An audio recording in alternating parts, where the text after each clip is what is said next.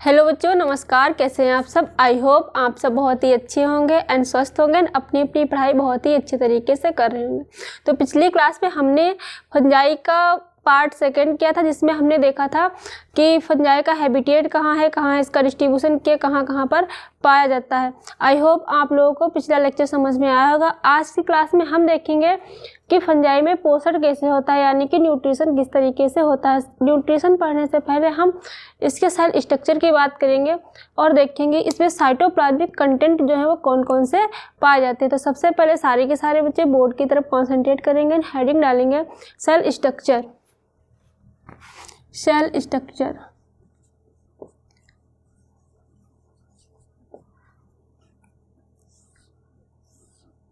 इसकी संरचना देखेंगे सबसे पहले।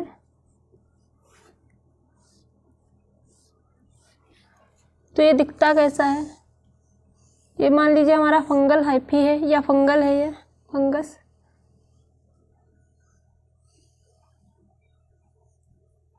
ये डबल मेम्ब्रेनस है।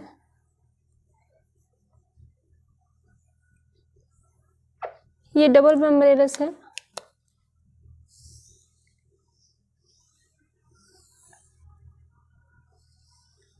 ये बाहर की तरफ इसकी है कोशिका भित्ति।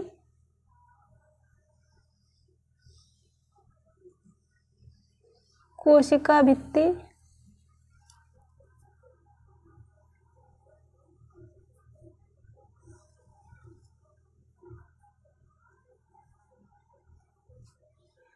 और अंदर की तरफ है इसकी प्लाज्मा झिल्ली। बाहर की तरफ ये है कोशिका भित्ति या सेल वॉल। कोशिका भित्ति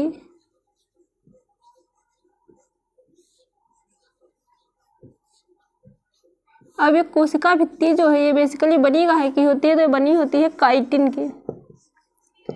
काइटिन की। और जो काइटिन है पॉलीमर ऑफ नेग होता है। नेग का पॉलीमर है। पॉलीमर ऑफ नेग। नेग का पॉलीमर है। नेग का पॉलीमर है जो हमारा काइटिन है। और जो नेग है ये 1,4 ग्लाइकोसिडिक बॉन्ड द्वारा जुड़ा रहता है आपस में, है ना। इसके बाद इसकी बात कर लेंगे, इसकी जो प्लाज्मा मेम्ब्रेन या प्लाज्मा झिल्ली है। प्लाज्मा मेम्ब्रेन या प्लाज्मा झिल्ली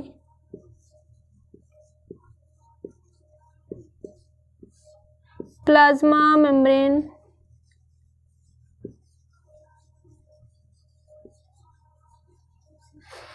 तो ये बेसिकली तो बनी रहती है लाइपोप्रोटीन की। लाइपोप्रोटीन की। लेकिन इसमें एक एक्सेप्शन है। बेसिकली ये काहे की बनी रहेगी? लाइपोप्रोटीन की। लाइपोप्रोटीन की। एक्सेप्ट जो हमारा ओमाइसिटीज या फाइकोमाइसिटीज के मेंबर्स जितने भी होते हैं, ओमाइसिटीज या यूं बोले इसी को हम कह देते हैं phycomycetes. Phycomycetes. Oomycetes. Oomycetes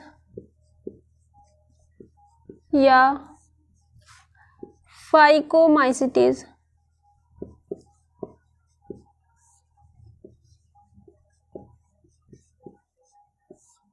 phycomycetes इनमें जो बना होता है प्लाज्मा मेम्ब्रेन ये बना होता है सेलुलोज का। सेलुलोज का। सेलुलोज। तो आई होप आप लोगों को इसकी सेल वॉल और प्लाज्मा मेम्ब्रेन की कहानी समझ में आ गई होगी। तो इसकी प्लाज्मा मेम्ब्रेन बेसिकली ज्यादातर तो काहे की बनी है? लाइपोप्रोटीन की बनी है मोस्ट ऑफ फंजाई में। लेकिन कुछ एक्सेप्शन भी है, जैसे कि क्लास ओमाइसिटीज या फाइकोमाइसिटीज। ओमाइसिटीज और फाइकोमाइसिटीज की जब हम बात करेंगे तो इसकी जो प्लाज्मा मेम्ब्रेन है वो काहे की बनी होगी? सेलुलोज की बनी होगी, है ना। इसके बाद हम बात कर लेते हैं इसकी सेल वॉल की या कोशिका भित्ति की। ये काहे की बनी होती है? काइटिन की। और ये काइटिन जो है ये क्या है? पॉलीमर ऑफ नेग है, नेग का पॉलीमर है जो कि 1,4 ग्लाइकोसिलिक बॉन्ड के द्वारा जुड़ा रहता है। आई होप आप लोगों को इतना समझ में आ गया होगा। अब इसके बाद हम इसके साइटोप्लाज्मिक कंटेंट की बात कर लेते हैं।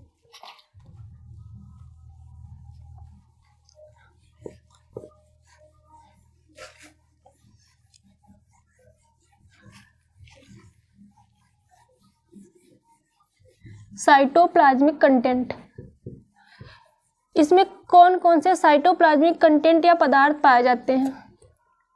जैसे हमारी सेल थी उसमें क्या था? माइटोकॉन्ड्रिया, न्यूक्लियस, गोल्जी का ये सब सेल ऑर्गेनेल्स प्रेजेंट थे।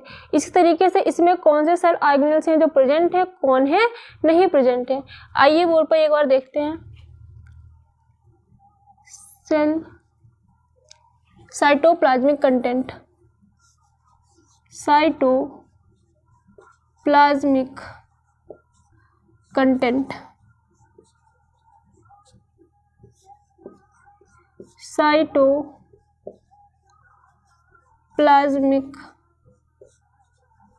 पदार्थ।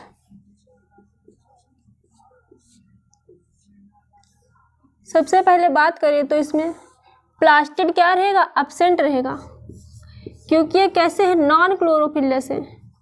प्लास्टिड एब्सेंट रहेगा क्योंकि ये कैसे है? नॉन क्लोरोफिलस है। इसमें क्लोरोफिल का फॉर्मेशन ही नहीं होगा, इसलिए क्या है? इसमें प्लास्टिड एब्सेंट रहेगा। लवक अनुपस्थित होता है।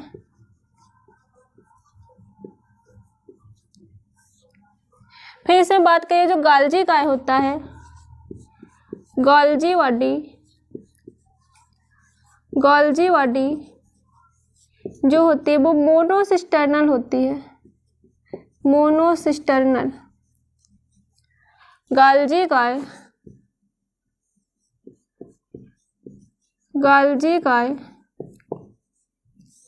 मोनोसिस्टर्नल होती है। मोनोसिस्टर्नल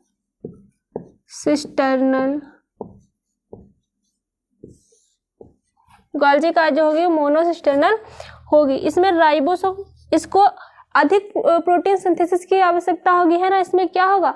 अधिक प्रोटीन फॉर्मेशन की आवश्यकता होगी, इसलिए क्या होगा? इसमें 80s राइबोसोम प्रेजेंट रहेंगे। राइबोसोम की इसमें अगर बात करें तो राइबोसोम जो है इसमें क्या है? 80s टाइप है। 80s टाइप राइबोसोम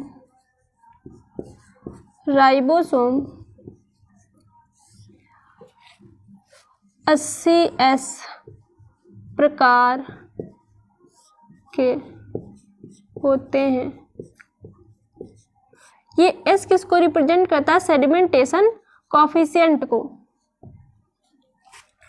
फिर इसके बाद इसमें बात कर लें कि रिजर्व फूड मटेरियल क्या रहेगा? रिजर्व फूड मटेरियल, इसके साइटोप्लाज्म में रिजर्व फूड मटेरियल क्या रहेगा? मटेरियल तो वो रहेगा हमारा ऑयल और ग्लाइकोजन, ऑयल एंड ग्लाइकोजन। संचित भोज्य पदार्थ, ये सारे के सारे पॉइंट्स आपसे क्वेश्चन के फॉर्म में पूछ लिए जाते हैं। तेल एंड ग्लाइकोजन। तो आई होप आप लोगों के साइटोप्लाज्मिक कंटेंट के बारे में समझ में आ गया होगा। सबसे पहला पॉइंट हमने क्या लिखा है कि इसमें क्या है? प्लास्टिड एब्सेंट है, क्योंकि इसमें क्लोरोफिल का फॉर्मेशन ही नहीं होगा, है ना? उसके बाद बात करें तो गोल्जी बॉडी कैसी है? इसमें मोनोसिस्टर्नल है। फिर बात करें इसको ज्यादा एनर्जी की आवश्यकता है, तो इसलिए इसमें क्या है? 80s टाइप के राइबोसोम प्रेजेंट है ना? उसके बाद हमने देखा कि इसमें रिजर्व फूड मटेरियल क्या है, क्या ये रिजर्व करके रखेगा, तो बेसिकली रिजर्व करके रखेगा किसको, ऑयल और ग्लाइकोजन को। आई होप आप लोगों को इतना समझ में आ गया होगा। इसके बाद हम चलते हैं इसके मोड ऑफ न्यूट्रिशन की तरफ, यानी कि इसमें देखेंगे कि पोषण कितने प्रकार का होता है फंजाई के अंदर। तो देखते हैं फिर हम।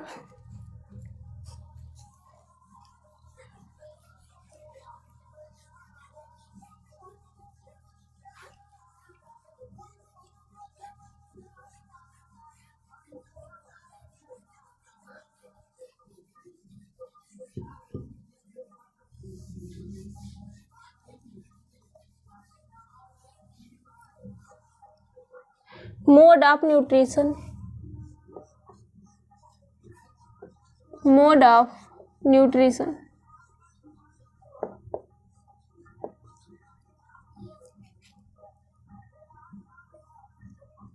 मोड ऑफ न्यूट्रिशन पोषण के प्रकार।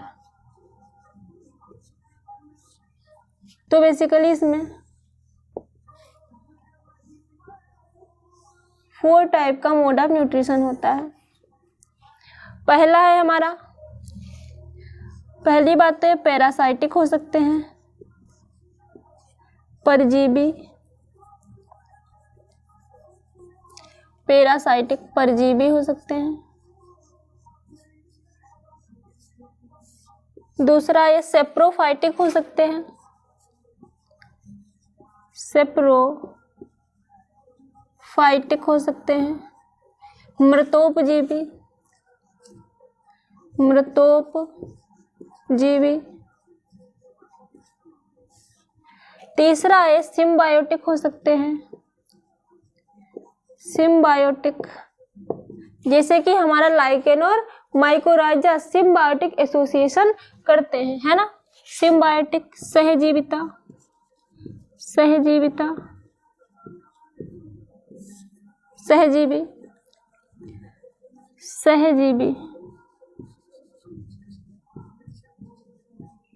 लास्ट है हमारे प्रीडेशियस, प्रीडेशियस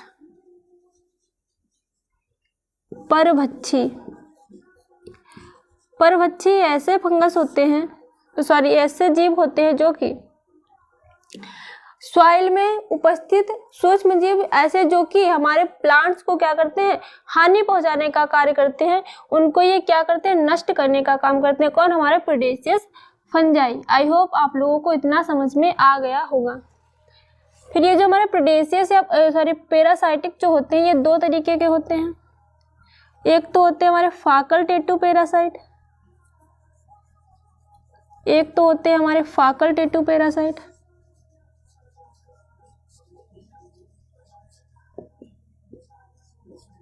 फाकल्टेटिव पैरासाइट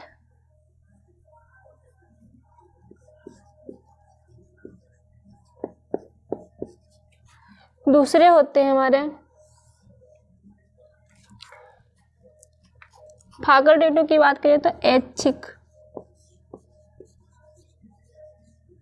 ऐच्छिक परजीवी।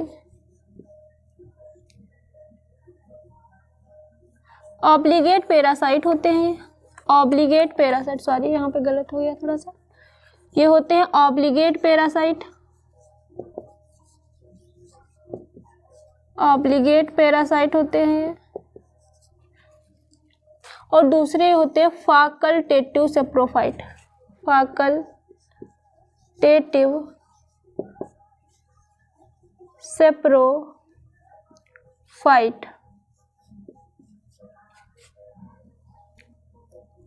अनिवार्य परजीवी,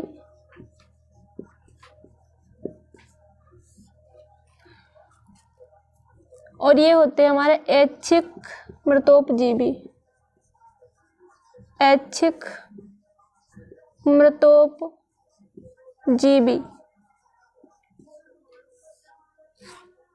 इसका एग्जाम्पल है हमारा Puccinia,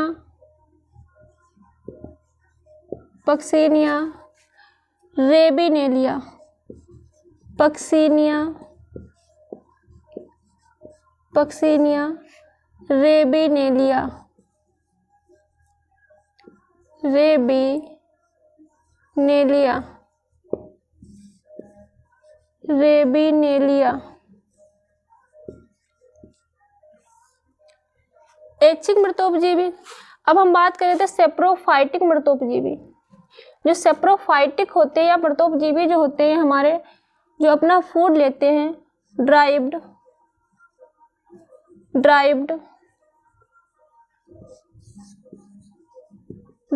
food from dead decaying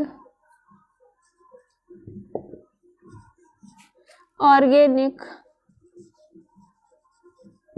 matter.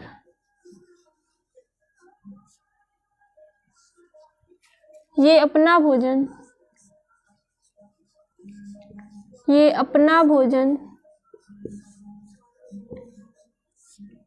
सड़ी गली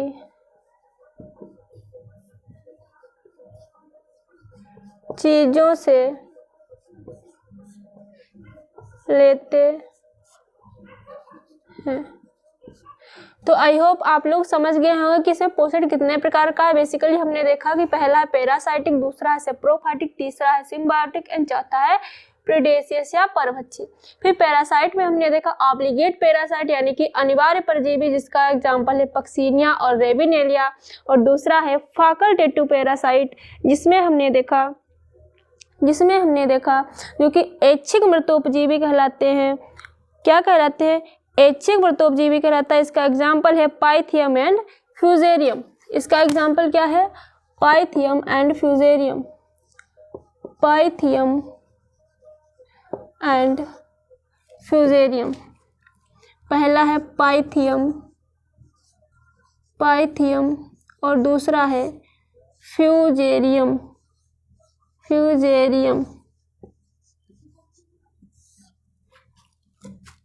पहला है पाइथियम और दूसरा है फ्यूजेरियम।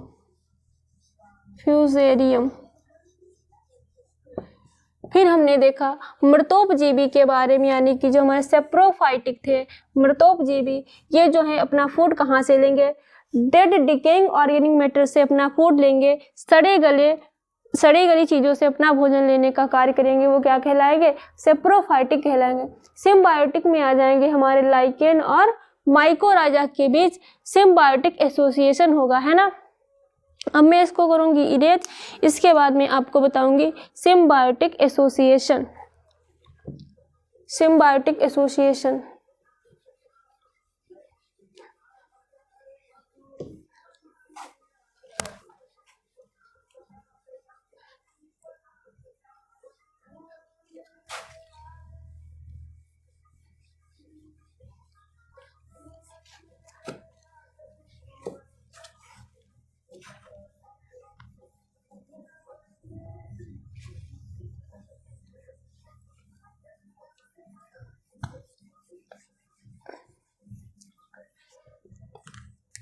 सिम्बायोटिक अगला है हमारा सिम्बायोटिक सहभागिता। जो सिम्बायोटिक सहजीविता है, ये जो सहजीवी हैं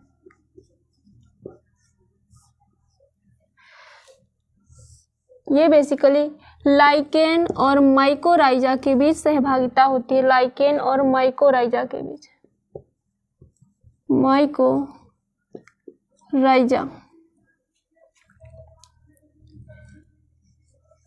लाइकेन और माइकोराइजा।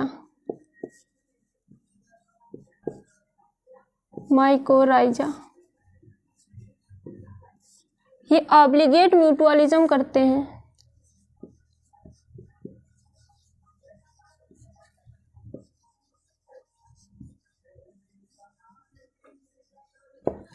ऑब्लिगेट म्यूचुअलिज्म करेंगे मतलब आपस में भागीदारी करेंगे, आपस में मिलकर या आपसी संयोग करते हैं, आपसी संयोग करेंगे।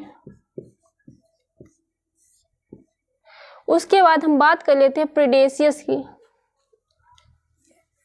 प्रीडेशियस की प्रीडेशियस की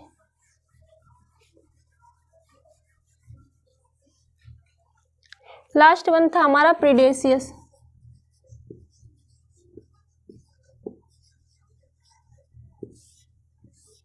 परभक्षी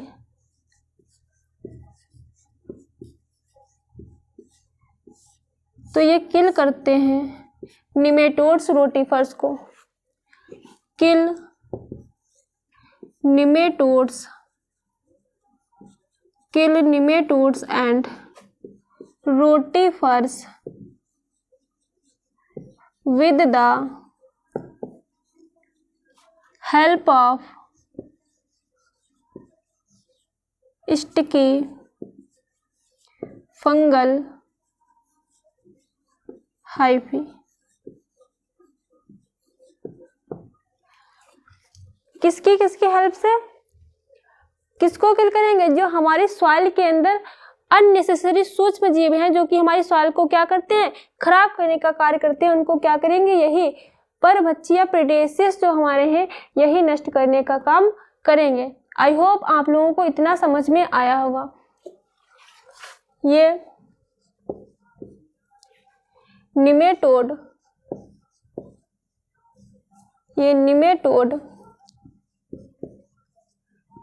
तथा रोटिफर्स को मारने का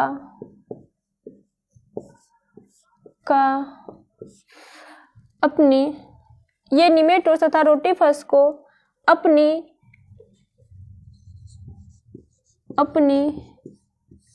हाइफी की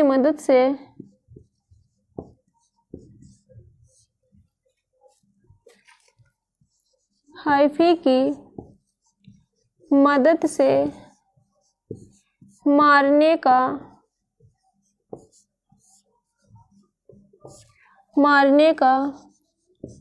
कार्य करते हैं। आई होप आप लोगों को इतना समझ में आ गया होगा। आई होप आप लोग इसके न्यूट्रिशन के बारे में समझ गए होंगे। अब हम इसके आगे की तरफ चलते हैं। इसके कुछ कॉमन नेम जो आप लोगों से पेपर में बार बार पूछ लिए जाते हैं उनकी बात करेंगे। जैसे कि पहला है हमारा guinea pig of plant kingdom किसे कहते हैं? Guinea pig of plant kingdom किसे कहेंगे? Some common name in fungi.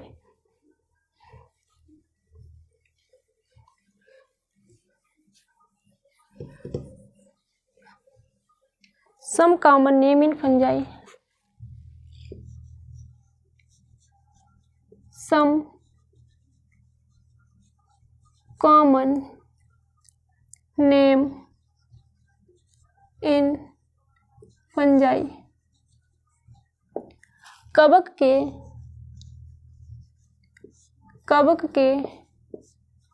कुछ general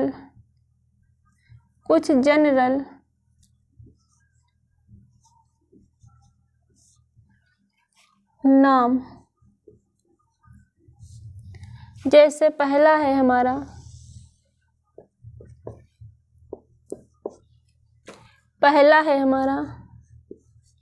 गुनिया pig of plant kingdom.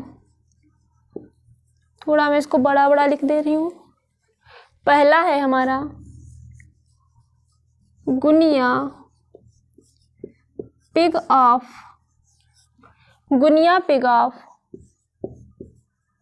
Plant kingdom. इसको हिंदी में भी इसी तरीके से लिख लेंगे गुनिया, क्योंकि ये इसका नाम है। गुनिया पिग ऑफ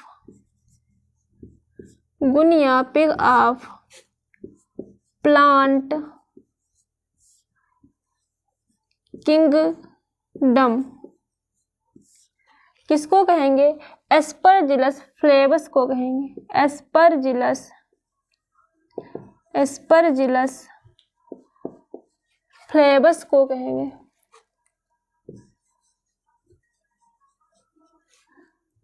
एस्परजिलस